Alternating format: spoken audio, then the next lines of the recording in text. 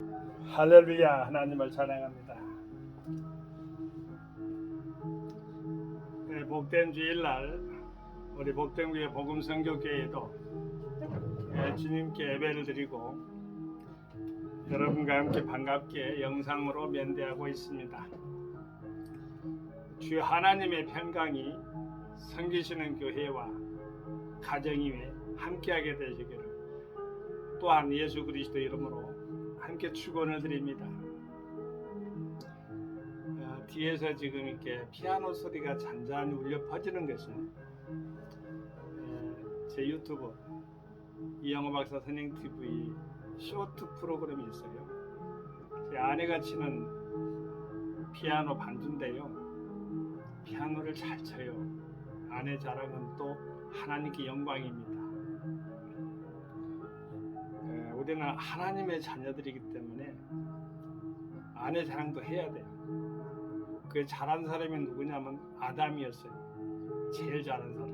우리는 거기에 축도 못 껴요. 내 살 중에 살이요, 내 뼈 중에 뼈라고 극찬을 하잖아요. 남편들은 또 그럴 이유가 있습니다.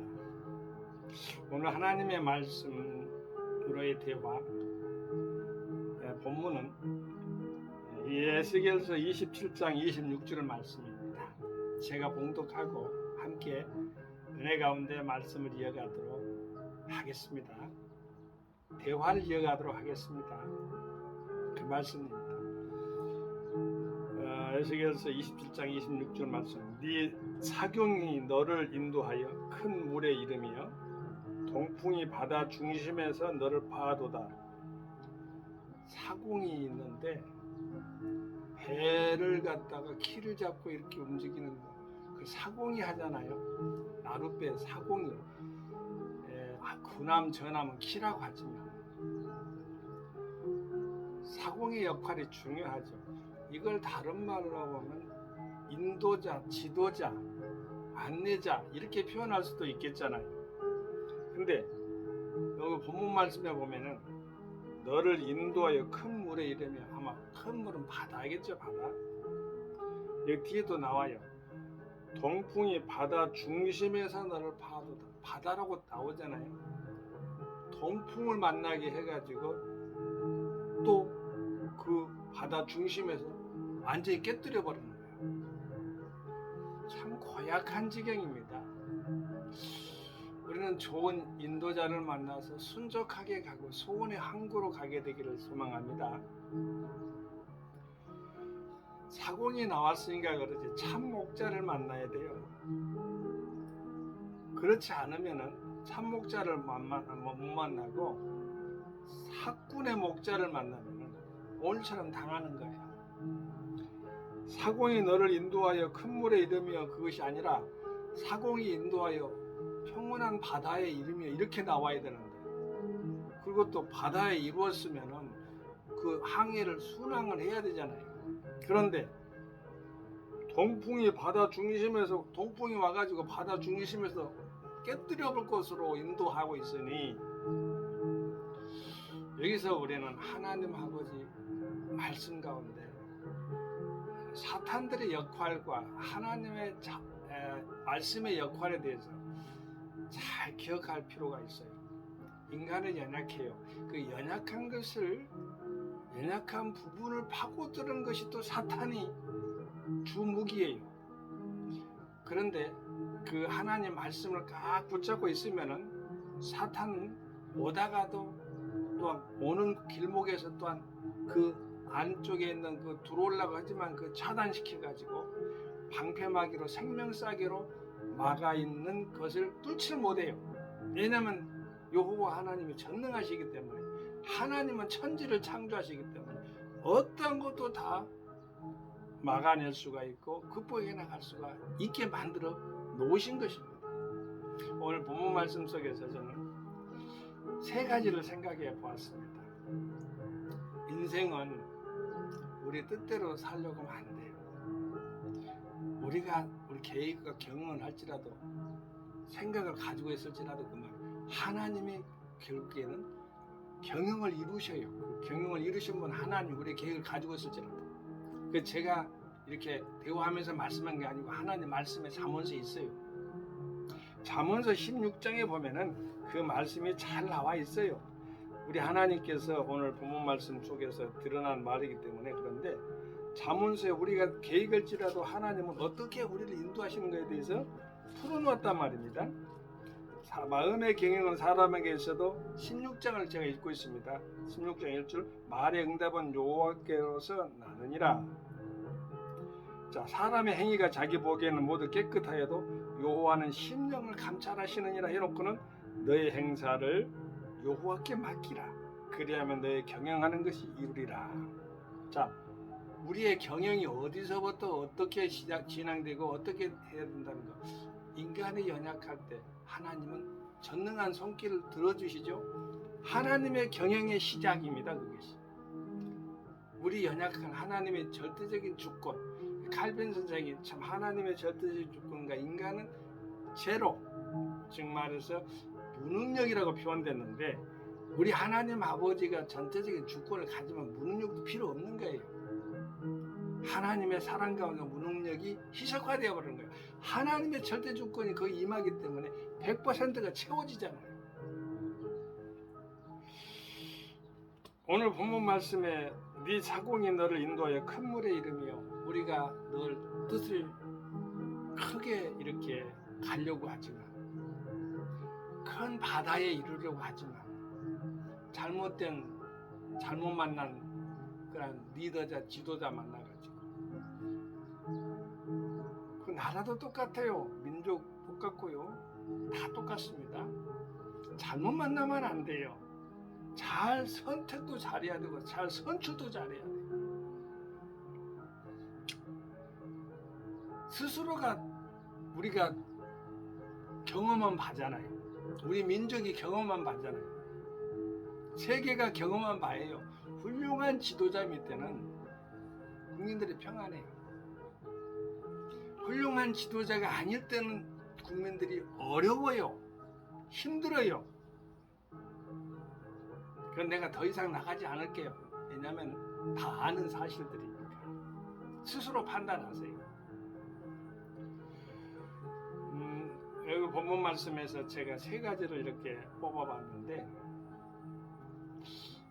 우리가 간다고 해요. 어디를 무슨 일을 행한다고 어떤 목표를 세우고 가요. 그런데 가는데 앞뒤에서 전후 좌우에서 협공을 당할 때가 있잖아요. 참 답답하겠죠. 그런데 인간은 그렇게 협공을 당하고 이렇게 해서 무능력해요. 그것을 해파하고 돌파할 수 있는 것은 다른 게 없어요. 베드로가 자기 연약함을 알고 손을 내밀었잖아요. 주여, 자기가 바다에 빠져나가면 들어가는 거예요. 들어가는 순간에 무서워해가지고 들어가는 순간에 이미도 믿음을 놓쳐버린 거죠. 주님은 손을 이겼다 잡아가지고 끌어올리잖아요. 믿음이 왜 적느냐, 믿음이 없느냐 이런 소리를 책망을 받게 되잖아요. 우리 책망을 그렇게 받지 않으려면 끝까지 붙잡고 있으면 되잖아요. 하나님 말씀 끝까지 붙잡고 있으면 돼요. 저도 똑같아요. 연약해질 때는 하나님 말씀이 떨어져 있을 때가 연약한 거예요. 협공을 당할 때 두려워하지 마세요. 내가 너희와 함께합니다. 놀라지 말고 나 너희 하나님이라고 하시는 하나님을 바라봐야 돼.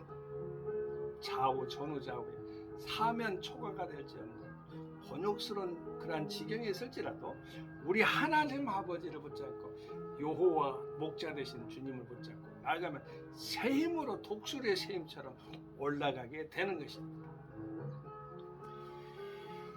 두 번째로 이거는 이제 협공을 당할 때가 첫 번째로, 두 번째는 우리 걸어갈 때에 우리 인간의 생각은 하나님의 생각하고 비춰볼 때 아무것도 아니에요. 요나를 선을 잘 알죠. 요나서를 보면은 참 이게 모든 연극도 되고 선극도 되고 세상에 드라마틱해요. 하나님이 요나를 부른 이유가 있겠죠. 목적이 있겠죠. 요나는 비둘기라는 뜻을 가지고 있다. 다시스와 니느웨. 다시스는 어찌됐든 낯설고 모르는 땅이에요. 아마 이름도 비슷할 거예요. 그런데 니느웨, 하나님이 원하는 도성이에요. 거기를 가라는 도성이에요. 자, 다시스로 가려고 했어요. 자기 하나님의 계획하고 같습니까? 그거는 다시스는 서쪽에 있어요. 니네는 동쪽에 있고. 청개구리도 그런 청개구리가 없죠. 동쪽으로 가면 서쪽으로 가버리고.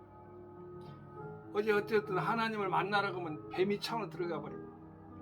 하나님은요, 그것보다 더 큰 장기한 스케일에 가지신 분이라는 것을 요나가 몰랐던 거예요. 제비 뽑히는 것도 다 하나님 아버지의 섭리 가운데 이루어진 것들이죠. 물에 빠지는 것도 큰 물고기라고 나와 있어요. 그 물고기 그대로 하겠습니다. 뭐 고래라고 하지 않아도 수월이라고 하지 않아도 큰 물고기라고 합시다. 큰 물고기 와가지고 입술을 덥석 먹어버렸는데, 뱀이창에 들어간 것도 물론 기도했겠죠. 그런데 물고기 뱃속에서도 살려주시면, 구원해주시면 요 하나님을 찬양하면서 산의 뿌리까지 내려온 것을 가지고 그렇게 애타게 기도했었던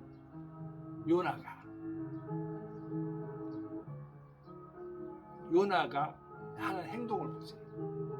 하나님 아버지가 물고기를 토해가지고 어디로 보냈어요? 저 그 스페인 쪽으로 가는 다시스 쪽에서 동쪽으로 니느웨, 아수리의 수도잖아요. 니느웨를 갖다가 하나님 아버지가 작정했으면 그대로 이루신 거예요. 그대로 가서 이렇게 3일길이 걸리는데 하루 만에 그냥 요나가 그냥 막 흥분돼가지고 복음을 전합니다. 구원을 받으라고 말이죠. 40일은 무너진다고 하면서 말이죠. 막 전하니까 요나가 전한 것을 누가 들었냐면은 니느웨 왕이 들었어요. 거기 있는 아수르 왕이겠죠. 백성들도 들었어요. 고관 대작이 다 들었어요. 짐승까지도 어찌 보면은 한번 생각해 보세요. 돼지나 말에게 이렇게 조복을 베옷을 입히고 말이죠. 슬픔의 옷을 입혀가지고 밥도 안 먹히고 금식은 아무튼 온 나라가, 그러니까 하나님이 뜻을 돌이켜가지고, 하나님 아버지는 이러신 분이요, 좋은 사공이기 때문에, 좋은 목자이기 때문에 니느웨 백성들을 살려줬네요. 하나님은 또 이렇게 또 요나의 심정을 봤겠죠. 요나가 기분이, 심기가 되게 불편해요. 그런데다가 앉아 있는데 박농쿨 밑에서 시원하게 이렇게 앉아 있어 지켜보면서 말이죠. 여러모로 이렇게 봤겠지요. 그런데 요나가 보니까 박농쿨에서 뭐가 와가지고, 벌레가 와가지고 이게 박농쿨을 가지고 저 보이지 않는 하나님을 모르는 좌우 분간치 못하는 사람 15만 명이, 10몇 명에서 15만 명이 걸쳐 있는 그 사람들을 놓쳐버리는 거예요. 그래가지고 어땠어요? 하나님의 사랑 가운데서 그들이 말이죠, 다 요나는 보지 못했지만 하나님 봤다는 거죠. 좌우를 분간하지 못한 어린아이까지 합쳐가지고 10만 명이나 더, 12만 명이나 되는 그러한 수만 명이나 되는 사람들을 박농쿨 하나의 가치를 둬. 여러분 어떤 생활 속에서도요, 물건에 너무 집착하지 마세요. 마음 상하는 것이 더 중요한 것을 깨달아야 돼요. 마음 상하는 것이 더 아파야 돼요. 어떤 걸 깨뜨렸어요. 그러면 깨뜨린 것을 더 생각하지 말고 그 사람 마음이 아픈 걸 더 생각해야 돼요. 그 사람이 실수했으니까 얼마나 마음이 쫄아 있겠어요. 그런데다가 또 말을 하면은요, 그거는 그 실수한 뭐랄까, 물을 깨뜨렸든 뭐 엎드렸든지 뭐든 깨뜨렸든 그것보다 인간의 마음을 더 소중히 여기지 않는다는 뜻이에요. 이거 잘 명심하면은 정말로 아름다운 세상, 평화로운 세상, 화목한 가정, 화목한 사회, 직장, 교회 다 될 거예요. 가치를 중시해야 돼요. 인간의 가치를 먼저 중시하고, 환경과 모든 것들을 2차적으로 보는 그런 태도가 중요하다는 거죠. 마지막으로 하나님의 인도하심은 순종함이 있어요. 순종함의 인도함이 있어요. 저도 두 자녀가 있는데 결혼을 놓고 기도하죠. 그때마다 순종하게 만나는 것. 그 순종하게 만난 것이 창세기에 나와 있어요. 이삭의 아내가 리브가잖아요. 리브가의 남편이 이삭이에요. 그렇기 때문에 만날 때 순종해 기도하면서 이삭이 들판에서 기도하면서 리브가 오기까지 또 아브라함의 종이 가서 이렇게 만나가지고 데려오기까지 모든 것들이 하나님의 순종한 가운데서 이루어졌다고 했어요. 그러한 평온한 그러한 인도함이 있게 되길 소망합니다. 소원의 항구로 평온한 가운데 소원의 항구로 우리 인생들은 천성을 향해서 달려가는 본향을 향해 달려가는 나그네 인생길이에요. 날마다 이 양성은 일어납니다. 저는 청교도 선교문학 작품 활용 그렇게 적용 가능성에 대해서 문학에 대해서 연구를 많이 했는데 청교도인들은 딱 4가지로 집약이 돼요. 회심을 강조하는 그들은요, 회심이 청교도 신학의 백미잖아요. 근데 경건성을 생활 속에서 그들은 실천하기를 원했고요. 우리가 보는 나그네성이 먼저가 돼야 돼. 이양성보다 나그네성이 먼저. 나그네 인생을 깨달아서 그리고 떠나기를 우리가 낯선 것을 향해서 늘 우리가 생각 속에서 이게 익숙하면은요 경건이 사라져요. 날마다 새롭다. 날마다 우리는 하나님 아버지께 날마다 신생의 그러한 희망의 아름다운 그런 열매로 이렇게 하나님 아버지께 계속 드려지길 바라요. 그게 감사 생활이에요. 날마다 감사 생활. 그렇게 되길 바라고 또 우리 천국 본향으로 이게 4가지예요. 경건성, 나그네성, 이양성, 그 다음에 천국 본향성. 그걸 생각하면서 우리는 소원의 항구로 하나님이 인도하신 부르심 따라서 우리 주님께서 부르심을 따라서 가는 사람들은요 처음에는요 십자가 얼마나 굴레가 심해요. 그래서 억압과 뭐 같아요. 불종 같고 뭐 노예 생활. 그래도 우리 하나님의 뜻대로 살아가는 거거든요. 결국에는 자유와 함께 평온한 가운데 소원의 항구로 걸어가는 가장 얽매임이 없는 가장 평화로운 평온한 그러한 인도함이 바로 우리 주 예수 그리스도의 손목을 꽉 잡고 붙잡고 지도자, 인도자, 목자의 참목자라고 했잖아요. 사꾼 목자가 아니라 참목자의 모습으로 계시는 말씀 따라서 성령님의 인도하심 따라 살아가는 종과 여러분이 될 때 하나님은 기뻐하실 것입니다. 오늘 본문 말씀은요 저는 여러 번 말씀합니다. 오늘은 여기 두로에 대해서 심판이라는 거예요. 두로에 대해서 계속해서 두로가 어찌됐든 하나님의 앞에 경노하게 그렇게 분노하게 만드는 그런 입장이 됐는데 예루살렘의 그러한 것을 갖다가 잘 되는 것을 싫어하고 패망한 것을 기뻐하고 말이죠. 그런 모습이 나오는데 두로는 바위라는 뜻입니다. 견고하다. 자기 스스로 우쭐해가지고 지중해 동안인데 그 시돈 남쪽의 4km 지점에 있는 것이 두로인데 베니게 지역의 핵심 도시라고 합니다. 주전 332년에 마케도니아의 알렉산더 대왕에 의해 완전히 정복당하죠. 오늘날 추르로 불리는 인구 1만 2천 정도의 레바논의 한 소읍, 레바논의 지금은 한 소읍이라고 합니다. 두로 지방이 옛날에 두로 지방이요. 이게 아주 상업이 풍부해가지고 당시에 거래되던 그러한 물품으로는 향료, 금과 은, 동과 철, 상아, 말, 섬유, 터키석과 루비, 밀, 기름, 와인, 양탄자, 양과 염소 등등. 그러니까 고가들을 갖다가 이렇게 상품으로 이렇게 팔았으니까 어쨌든 낙타를 타고 왔다 갔다 대상들이 왔다 갔다 그런 시대입니다.